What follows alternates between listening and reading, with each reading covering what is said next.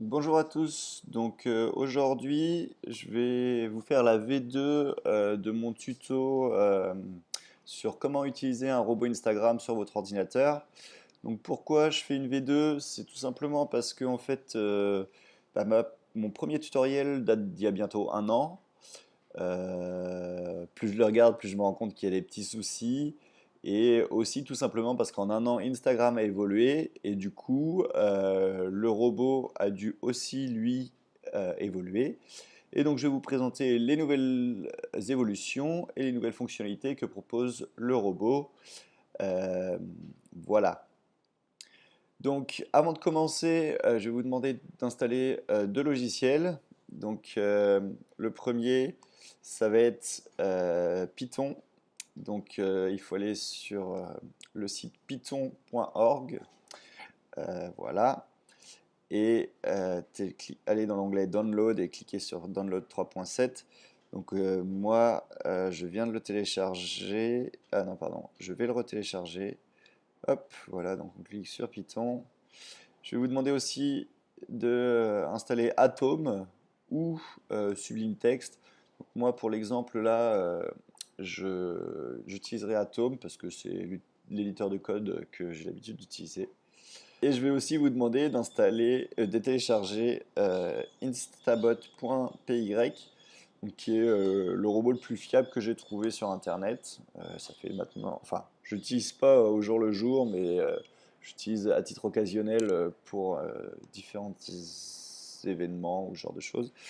Et donc, ce que vous allez faire, vous allez cliquer sur Clone on Download et Download Zip. Donc, une fois que vous avez téléchargé le robot, euh, vous allez pouvoir le dézipper.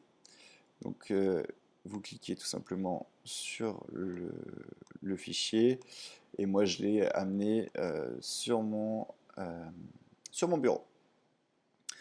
Donc, pour commencer, il va falloir ouvrir Terminal. Donc, si vous n'avez pas de terminal en bas, ici, vous pouvez cliquer sur la petite loupe, vous tapez Terminal, comme ceci, Terminal, vous appuyez sur Entrée et ça l'ouvrira automatiquement. Donc, qu'est-ce qu'il faut faire? Il faut d'abord, dans un premier temps, aller dans le bon dossier. Donc, pour ça, on utilise la commande cd qui veut dire Change Directory. Et il faut soit taper à la main donc le chemin du dossier, soit sur Mac, vous pouvez faire un petit drag and drop. Ça évite de faire une erreur dans le nom du chemin. Vous appuyez sur Entrée. Donc là, on voit qu'il est bien dans le bon dossier. C'est parfait. Du coup, après ça, il va falloir taper trois lignes de commande. Donc, tout simplement, vérifier que pip3 est bien à jour. Donc pour ça, il faut taper pip3 espace install-upgrade pip. Là, vous appuyez sur Entrée. Moi, vu que j'ai fait des tests avant la vidéo, il est déjà up-to-date comme écrit là. Vous, ça fera une série d'installations et normalement, vous aurez un message dans les dernières lignes, pardon, qui vous dira que pip has been successfully installed. Ça, c'est la première étape. La deuxième étape, c'est de faire pip3 install-e point. En fait, ça va installer tous les packages dont vous avez besoin pour faire tourner le robot. Donc, pip3 install-e point. Vous appuyez sur Entrée. Là, il vérifie que tout est bien mis à jour. Il finit par successfully install instable-py3, instable-py, pardon. Excusez-moi.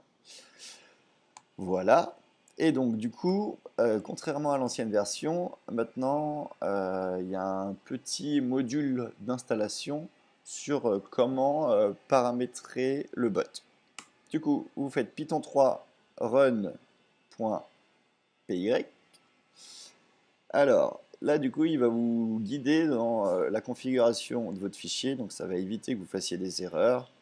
Donc là, il remarque qu'il n'y a pas de config. Du coup, il vous propose d'en faire un. Donc là, il suffit de taper Yes et c'est parti. Donc, dans un premier temps, vous allez devoir écrire votre nom d'utilisateur. Donc moi, j'ai un compte que j'utilise pour faire des tests. Donc je vais prendre ce compte-là pour la démo.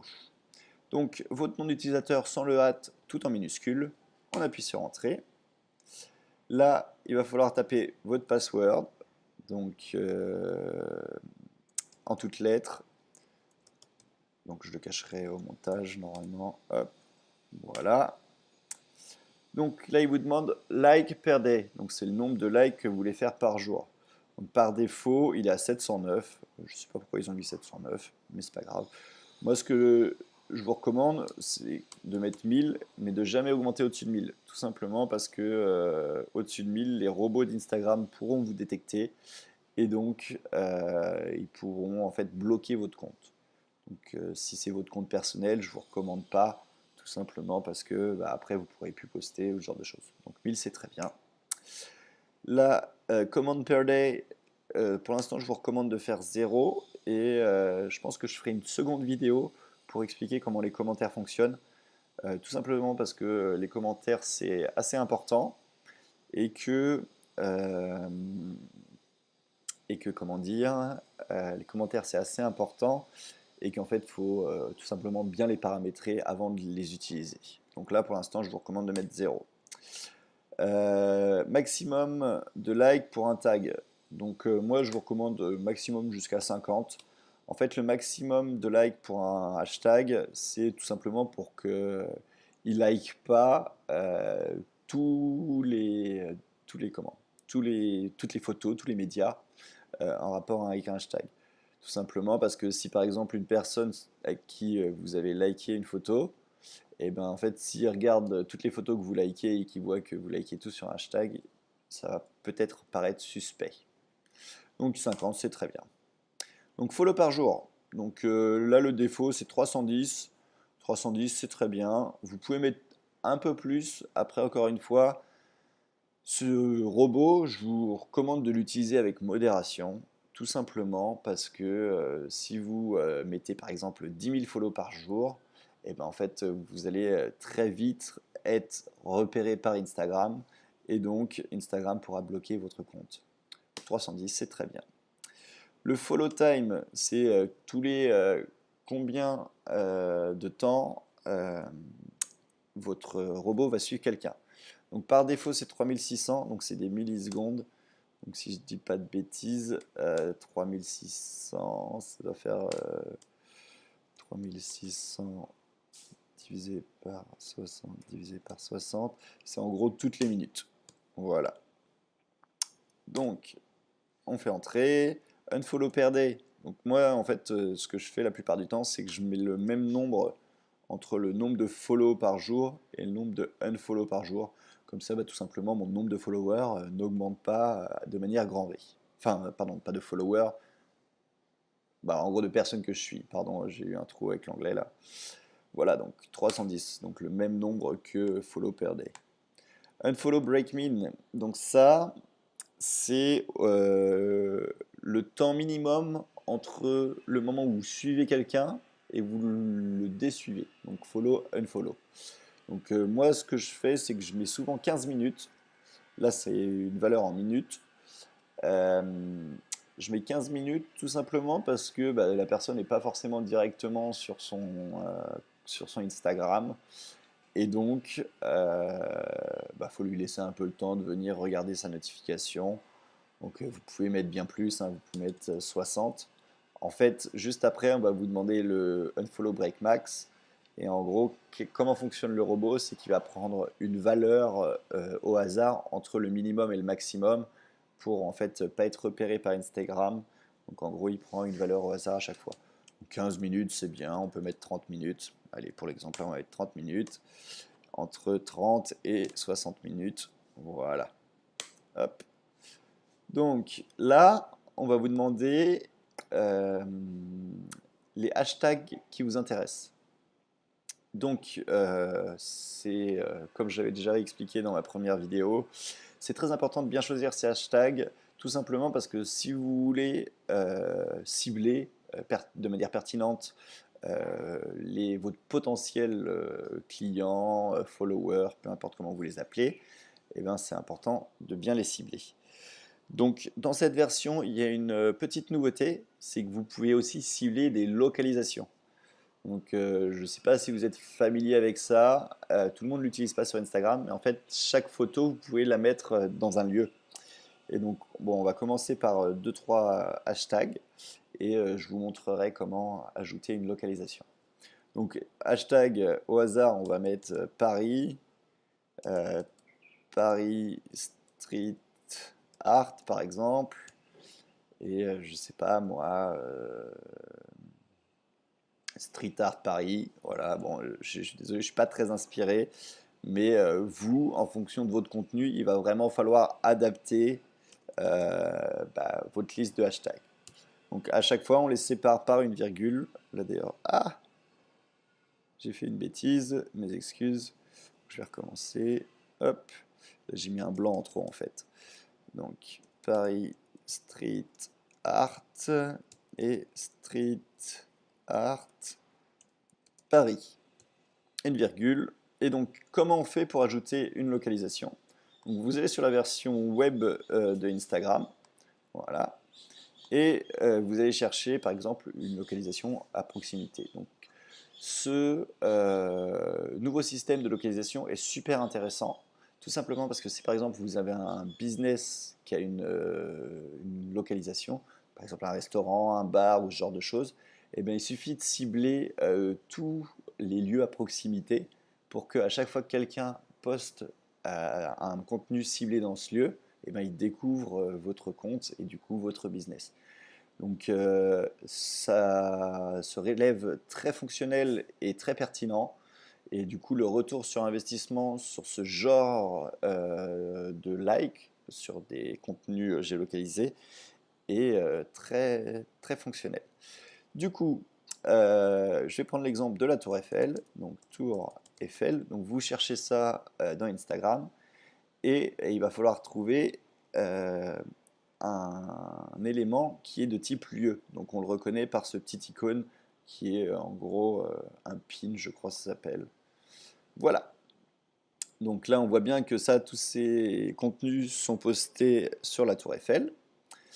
Et donc, qu'est-ce qu'il faut faire? Il va falloir copier l'ID.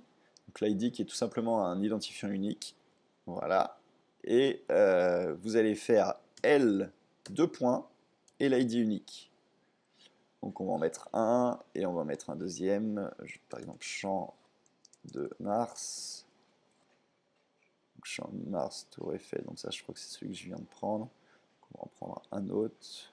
Boulevard Garibaldi, ouais, je crois que c'est ça. Hop, ouais, ça a l'air pas trop mal. Du coup, pareil, on copie. Donc une petite virgule, L pour localisation, 2 points, et l'ID. Une fois que vous avez fini tout ça, vous appuyez sur Entrée. Là, il écrit le fichier de configuration, donc c'est bon. Et là, il va falloir relancer le script, donc python 3 run.py. Il va vous demander votre nom d'utilisateur, digital underscore. Voilà. Et là, c'est parti. Le robot va commencer à travailler. Donc là, il essaye de se connecter. Alors, la première fois que vous vous connectez, ça va peut-être poser problème parce qu'en fait, Instagram reconnaît qu'un device nouveau se connecte à votre compte. Et donc, il va vous envoyer un email de sécurité. Donc, il faut que vous puissiez accéder à votre email en rapport avec votre compte pour tout simplement accepter ce nouveau device. Et une fois que vous aurez cliqué sur l'email, ça fonctionnera parfaitement. Donc là, il va du coup travailler doucement. Et là, on voit qu'il a récupéré un média en rapport. Donc ça, c'est l'ID du champ de Mars. Et il va checker si ça fonctionne. Donc euh, ça, en gros, c'est pour un paramétrage basique. Je pense que je ferai un paramétrage plus complet si vous voulez vraiment travailler votre robot, en fait, essayer de le rendre de plus en plus pertinent, etc., etc. Et donc, moi, ce que je vous commande aussi, c'est d'avoir un compte supplémentaire et de suivre votre robot. Tout simplement parce que vous allez pouvoir du coup sur votre téléphone voir que votre robot, donc dans la section petit cœur là, abonné, eh ben, vous allez pouvoir voir les publications qu'il like. Et donc à chaque nouvelle publication, là par exemple, on voit qu'il vient d'en liker une nouvelle, voilà. Et donc là du coup je peux voir cette publication qui est en rapport avec Champ de Mars Tour Eiffel, juste ici. Donc je ferai peut-être un petit recording de mon téléphone pour vous montrer que ça fonctionne bien, tout simplement. Et donc voilà, donc à partir du moment où vous avez fait ça, vous avez juste à attendre qu'il fasse le travail à votre place et du coup voir vos followers augmenter.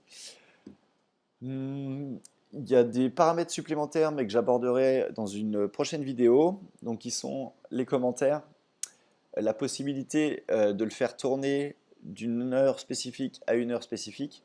Donc, par exemple, encore une fois, si vous êtes un restaurant ou un bar ou ce genre de choses, et ben en fait,